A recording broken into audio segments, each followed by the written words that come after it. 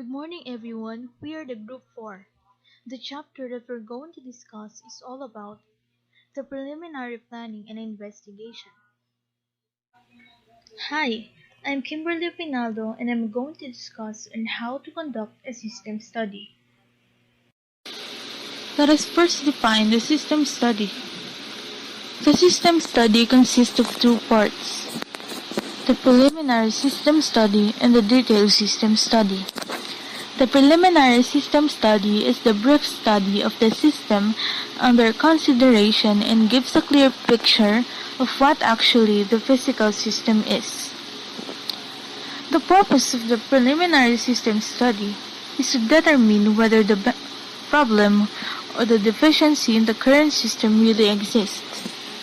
It involves the preparation of the system proposal. The system proposal is prepared by the system analyst. The management may accept the proposal and the cycle proceeds to the next stage. The management may also reject the proposal or request some modifications in the proposal. The detailed system study. The detailed system study is carried out in accordance with the objectives of the proposed system. It includes planning for the new system, analysis of requirement, system constraints, functions and proposed system architecture, prototype of the proposed system and its analysis. The objectives of the project team will guide on how they will work to improve the new system by doing the detailed system study. Detailed system study was only done when feasibility was not rejected. The system study will not proceed to the detailed system study if the system proposal or feasibility study was rejected. Both the system proposal and feasibility study must be accepted by the management to proceed to the detailed system study. How to conduct a system study? The first step was to observe the existing system, define the problem and the objectives of the study. Conduct interviews beginning with the managers and working down to the level of clerical or production staff who works most closely with the system. The team must know the detailed information of the existing system. For them to define the problem, either they will improve the existing system or develop a new system. The system analyst needs to consider and clarify whether the existing system is working well or there is any problem in terms of speed or process, and etc. Observe if the existing system is giving proper response and meets the requirements of the users. Also, determining that the system is accessing the workload successfully and there are no any technical hitches while it works is also a must in observing the existing system. By defining the problem properly, it is easier to solve the problem, which means saving time, money, and resources. It also helps to come up with the objectives of the study. Step number 2. Identify the information requirements that must be met by a system solution and document the existing system. System analyst needs to collect facts all relevant information to identify or clarify what the organization wants out of the system to accomplish their goals or objectives. The system analyst may talk to the people who use the existing system to see whether system is timely, accurate, and in a useful form. Prepare a synthesis of the interview notes gathered from the people who has the knowledge of the existing system. The objective of identifying the system's requirement is to understand the business functions and develop a system that will meet those functions. The information about the requirements of the system should be gathered properly, and the project team should understand the needs of the user to develop the system according to it. All the gathered data of the existing system should be put together to create a document about the existing system. System documentation acts as a reference for future maintenance or update efforts. It is organized, based on system functionality rather than when changes were made to the system, making it easier for people who maintain the solution to find the information they need quickly. Step number 3. Identify the causes of the problem. Identifying genuine solutions to a problem means knowing what the real causes of the problem are, to figure out what to do to reduce the likelihood that it will happen again. Taking action without identifying what factors contribute to the problem, which can result in misdirected efforts and that waste time and resources. Step number 4. Specify the solution to the problem. The system analyst should present 3 or 4 possible solutions that directly address the aforementioned problems. Describe also the costs and benefits of each situation. The solution must be well elaborated to justify why the existing system needs to be replaced by a new system or to be improved. Prepare and submit a system proposal. System proposal is prepared by the system analyst. A system proposal is usually offered as both a written report and as a presentation. It should offer subtle persuasion that the proposing team has the skill to deliver the proposed system. Its most important quality is credibility. System proposal is presented to the business owner to improve their business and become profitable. System proposal was consists of the following: cover letter, list of people who did the study and summarize the objectives of the study that are provided in your cover letter. Also, pre-arranged time and place for oral presentation of the system proposal can be included. Keep your cover letter concise. It should only consist one page. A proposal cover letter is important. It should cut the attention of the reader because it sets the tone for better or for worse.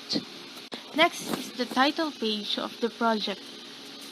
Include the name of the project, the names of the system analysis group members, and the date the proposal was submitted.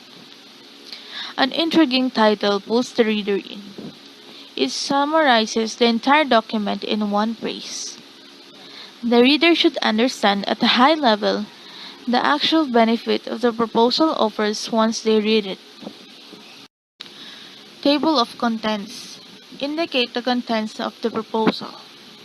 If the proposal was less than 10 pages, you can omit the table of contents since it is unnecessary on such a short document. Executive summary.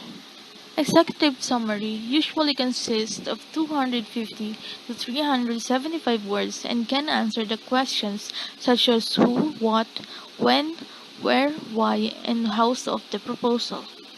It should also include recommendation of the system analysts.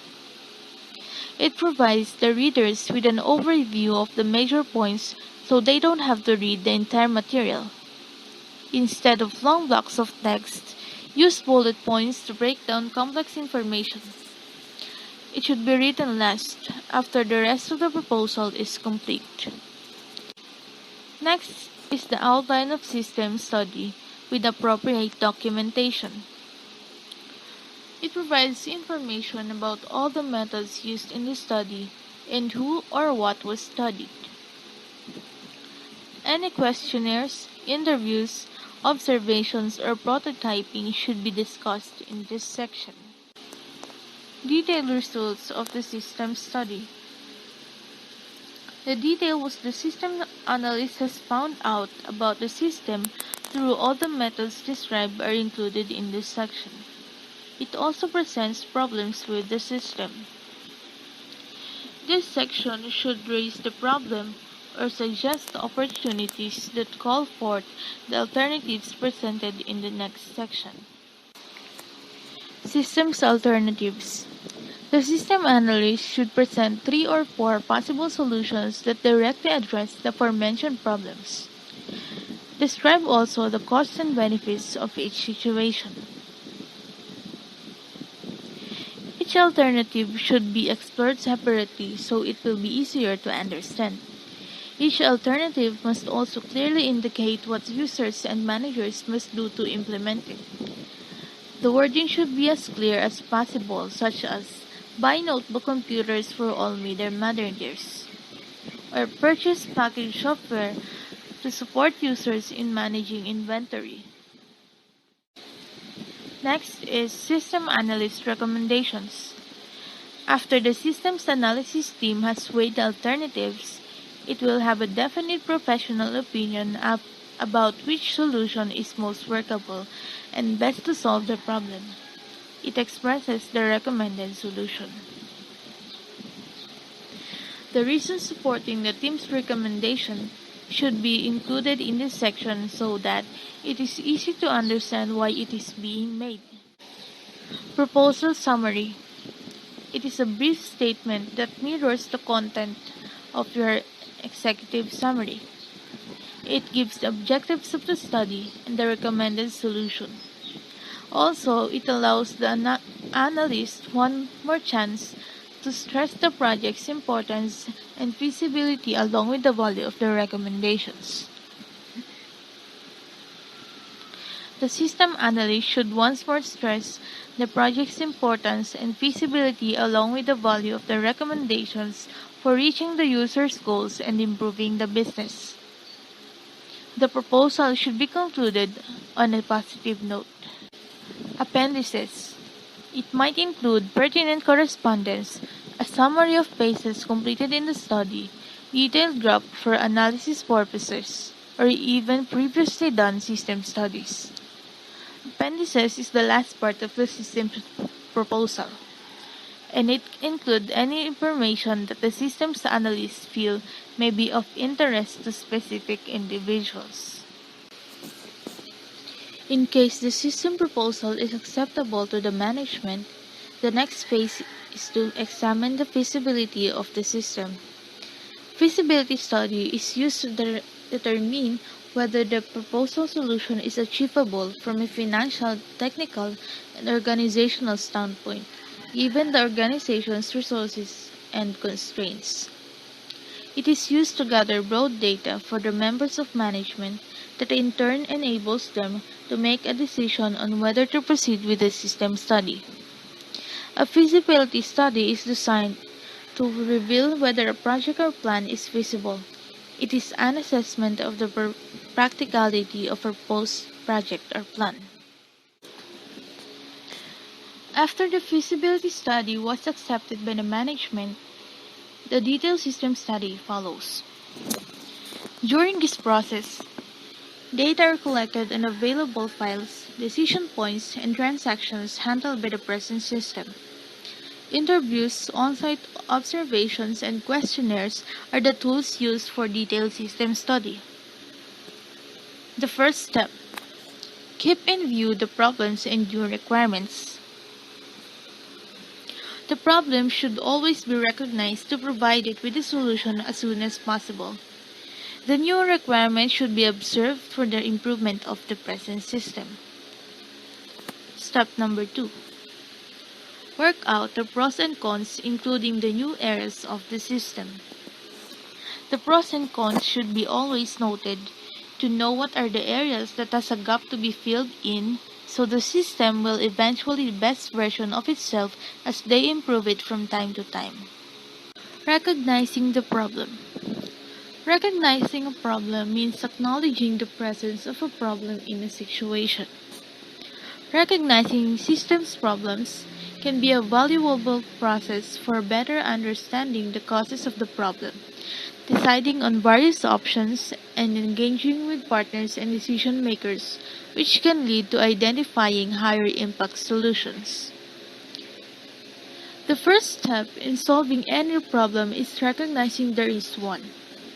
Without recognizing the problem, there will be no objectives that will make the system work. This is a very important step in planning phase. A problem can be ignored, but it doesn't mean that it has been resolved. Hi everyone, I am Sandra Gisilde Santos, your reporter for today, and my report would be about system requests and system investigation. So without further ado, Let us start. A system request is a formal document that describes the reasons for an organization to build a system and the important value of the system that is expected to provide. There are 5 elements of system request: project sponsor, business need, business requirements, business value, and special issues or constraints. Now let us explain these elements. The first element is the project sponsor. He or she initiates the project and serves as the primary point of contact for the project. It can be the members of the finance department, vice president of the marketing, IT manager, steering committee, CIO, or even CEO. Next is the business need. This element is the business related reason for initiating the system. It can be increase the sales, market share, access to information, improve the customer service, decrease the product defects, or thus streamline supply acquisition processes. Business requirements: these are the abilities that the system will provide. It can be to provide online access to information, customer demographic information, product search capabilities, management reports, or online user support. Next is the business value. These are the benefits that the system will create for the organization. It can be in the form of expected percentage increase of sales, savings, and reduction of headcount. And lastly, is the special issues or constraints. These elements are issues relevant to the implementation of the system that need to be known by the approval committee. The possible issues are government-mandated deadline, system needed in time for this holiday season, and security clearance needed by project team to work with data. So in order to further explain each of these elements, we will provide an example in order to understand the system request. This system request is from the tune source, one of the music industry, and before we dive into the system request, we will provide a brief background about the subject. John, Megan, and Phil, like many others in the music industry, watch with alarm the rise of music sharing websites like Napster. As music consumers share digital audio files without paying for them, denying artists and record labels royalties associated with sales. Once the legal battle over copyright infringement was resolved and Napster was shut down, the partners set about establishing agreements with a variety of industry partners in order to offer a legitimate digital music download resource for customers in their market niche. Phil has asked Carly Edwards, a rising star in the TuneSource marketing department, to spearhead the digital music download project. TuneSource currently has a website that enables customers to search for and purchase CDs. This site was initially developed by an internet consulting firm and is hosted by a prominent local internet service provider in Los Angeles. The IT department at TuneSource has become experienced with internet technology as it has worked with the ISP to maintain the site. Here's an example of system request form. Carly Edwards, she is the Assistant Vice President of Marketing. She is the project sponsor because she will be the one who will serve as the initiator of the project. For the business need, their business-related reason for creating the system is to increase their sales. As for the requirement for the system request, since they will be using web and in-store kiosks, the abilities of the system that should have are: has a function that can search music in the digital music archive, can listen to music sample, can also purchase individual downloads at a fixed fee, establish a customer subscription account permitting unlimited downloads for a monthly fee, and lastly, can purchase a music download gift card. As for the business value, they believe that TuneSource will increase sales by enabling existing customers to purchase specific digital music tracks. And with this, they will be able to reach new customers who are interested in their music archive.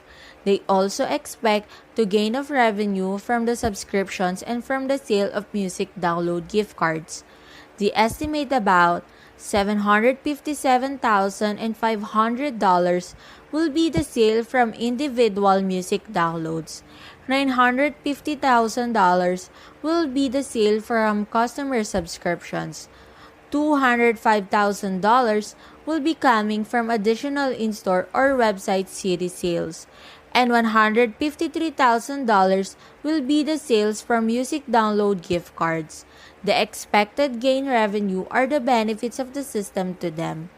One of the issues is that the marketing department employed the special issues or limits as a strategic approach. Thus, the capacity to offer digital music downloads is vital to remain competitive in the market. If the music downloads became uncompetitive in the market, it will be a result of loss rather than profit. Furthermore, many of their current customers have requested this capability. As a result, they must deliver these services or risk losing these customers. And customers have a variety of music download options during that period, so they need to get the system out to the market as soon as possible. Here's an example of system request form with complete details.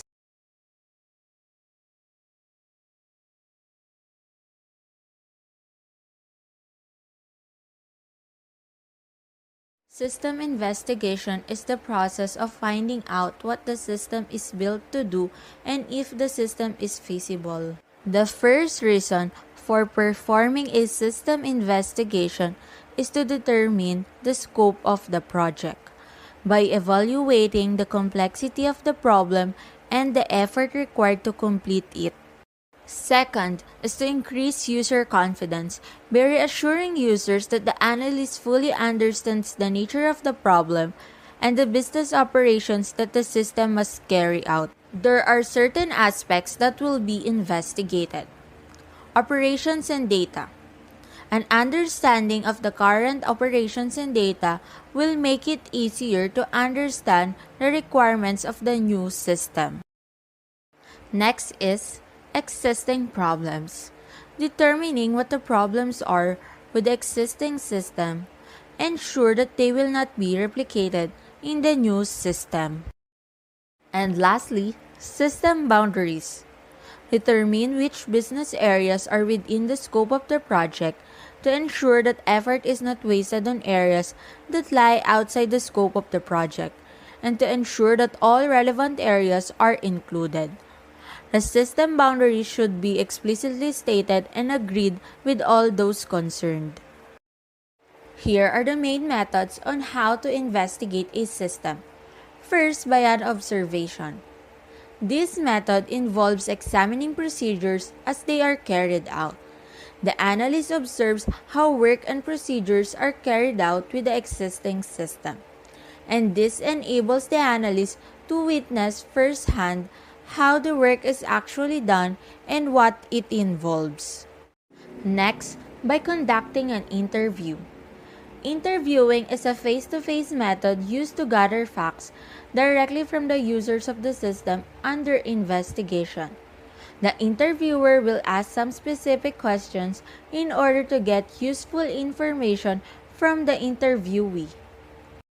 Next is document analysis. The document analysis method involves examining existing data, records, documentations as well as procedure manuals used for the existing system. This method enables the analyst to obtain realistic and actual information about the system. And lastly, the questionnaires. It consists of a standard set of questions. This technique is used to ask identical questions from the people using the system, and perhaps when the information needed is not large and there is a need to collect information from a large number of users. Good day, everyone. My name is John Mark Biabier, and as topic that was assigned to me is feasibility study and defining the problem. What is defining the problem? A problem can be regarded as a difference between the actual situation and the desired situation. This means that in order to identify a problem, the teammate must know where it's meant to be and have a clear understanding of where it currently is in relation to perceive the problem. Defining the problem. Before spending time trying to solve programming problem, it is essential that you first understand the problem to be solved. Read, read, read. That is the most complex way to understand the problem. Ask questions. If you are confused of something or you don't know, clarify anything you are not sure of. Try writing the problem in your own words so you can image it on your head and come up with a solution. Produce an input process output chart so you can process of how will you solve a certain problem so it can result to a possible outcome. Designing a solution. Once the problem is understood, the next step is to design a solution for the problem. This usually involves breaking the problem into smaller pieces and producing an algorithm for each piece. An algorithm is a step-by-step process that needs to follow in order to solve a problem. Once done designing the solution, it is about testing the design. Once the solution has been designed, it is important to check that the design solution actually solved the problem. This involves performing test checks of each algorithm. A test check may involve using test input data and working through each algorithm using this test input. Testing the solution or implementing the solution. Once the solution has been written, the new program needs to be tested. A bank of test input should be used to test every conceivable input into the program. The test results should be recorded and appropriately documented. Defining the problem for software design. First, you must identify the problem. As an analyst, you must need to identify the client's needs in order to process a step-by-step algorithm to solve a certain problem. A need in an instant in which necessity or wants exist. Solution needs to meet the requirements of these needs because as an analyst, you must understand the customer's needs in order to add or delete the strength or the attributes that needed in a program. Functionality requirements. Describe what the system will do and what the solution needs to be achieved. The requirements of the system give directions to the project. Requirements are defined as features, properties, and behavior of a system that you must have to achieve its purpose. Compatibility issues. Software of various types runs on a variety of environments. When designing software, developers must ensure products are able to be used on multiple devices and conditions. There are examples including problem with different operating system versions, browser that do not implement HTML standards, and hardware not supporting softwares. Performance issues. Testing and real-world applications are very different. Testing must be extremely rigorous and broad. Common issues include appearing to be not responding when times takes too long, poor response in networking operations. Boundaries of the problem. Boundaries of the problem defines as the limits of the problem of the system to be developed. Anything outside the system is said to be part of the environment. The system connects with the environment through an interface. Determine the boundaries effectively, determine the system and how the environment interact with it. In defining the problem in software design, as an analyst, we must know what our clients needs. In order to come up with a certain solution. We must need to know what are the boundaries, strengths, attributes in order to make an algorithm or a step-by-step process to solve the problem. As an analyst, we must think of every possible way to solve the problem that the clients want in order to satisfy their needs. Designing the problem, testing the design, implementing the design, and documenting the design help us to improve what are the weaknesses and strengths of the project we are solving. What is feasibility study? Feasibility study, an assessment of practicality of a proposed plan or method. Feasibility is defined as the practical extent to which a project can be performed successfully. To evaluate feasibility, a feasibility study is performed, which determines whether the solution considered to accomplish the requirements is practical and workable in the software. Information such as resource availability, cost estimation for software development, benefits of the software to the organization after it is developed, and costs to be incurred on its maintenance are considered during the feasibility study. The objective of feasibility study is to establish the reason for developing the software that is acceptable to the user, adaptable to change, and conformable to established standard. Various other objectives of feasibility study are to analyze whether the software will meet organizational requirements, to determine whether the software can be implemented using the current technology and within the specified budget and schedule, to determine whether the software can be integrated with other existing software. A feasibility study is a study made before committing a project. The feasibility study often leads to a budget request. A feasibility study may be in the form of proposal. A feasibility study leads to a decisions such as go ahead if there is no problem on a certain proposal. Do not go ahead if there are problems or curious about a certain problem to be solved. Think again in the production projects if there are changes or there are gonna be a lot of problems that you will be encounter during the implementation of the project plan. Why are feasibility studies difficult? Clients may be unsure of the scope of the project. Benefits are usually very hard to quantify. Approach is usually ill-defined. Estimates of resources and timetable are very rough.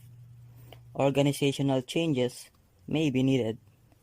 Therefore, feasibility studies rely heavily on the judgment of experienced people. Mistakes made at the beginning of a project are the most difficult to correct. Types of feasibility study. The feasibility study mainly concentrates on 5 mentioned areas. Among these, economic feasibility is the most important part of the feasibility analysis, and legal feasibility studies is less considered feasibility analysis. The first type of feasibility study is technical feasibility. In technical feasibility, current resources, both hardware and software, along with required technology, are analyzed or assessed to develop project. This technical feasibility study gives report whether there exists correct required resources and technologies which will be used for project development. Along with this, feasibility study also analyze technical skills and capabilities of technical team. Existing technology can be used or not. Maintenance and upgradation is easy or not for chosen technology. The second type of feasibility study is operational feasibility. In operational feasibility, degree of providing service to requirement is analyzed, along with how much easy product will be to operate, and maintenance after deployment. Along with this, other operational scopes are determining usability of product, determining suggested solution by software development team is acceptable or not. The third type of feasibility study is economic feasibility. An economic feasibility study cost and benefits of the project is analyzed. Means, under this feasibility study, a detailed analysis is carried out. What will be the cost of the project for development, which include all required costs for final development like hardware and software, resource required, design and development, cost and operational cost, and so on. After this, it is analyzed whether project will be beneficial in terms of finance or for organizations or not. The fourth type of feasibility study is legal feasibility. In legal feasibility, study project is analyzed in legality point of view. This includes analyzing barriers of legal implementation of project, data protection acts, or social media laws, project certificates, license, copyright. Overall, it can be said that legal feasibility study is a study to know if proposed projects conforms legal and ethical requirements. The fifth type of feasibility study is scheduled feasibility. In a scheduled feasibility study, mainly timelines or deadlines is analyzed for proposed project, which includes how many times teams will take to complete the final project, which has a great impact on the organization as purpose of project may fail it if it cannot be completed on time. Feasibility study process. Information assessment identifies information about whether the system helps in achieving the objectives of the organizations. It also verifies that the system can be implemented using new technology and within the budget and whether the system can be integrated with the existing system. Information collections specify the sources from where the information about software can be obtained. Generally, these sources include users. They are the one who will operate the software. Organization. They are the one where the software will be used. And the software development team are the one who will understand user and requirements to know how to fulfill the software.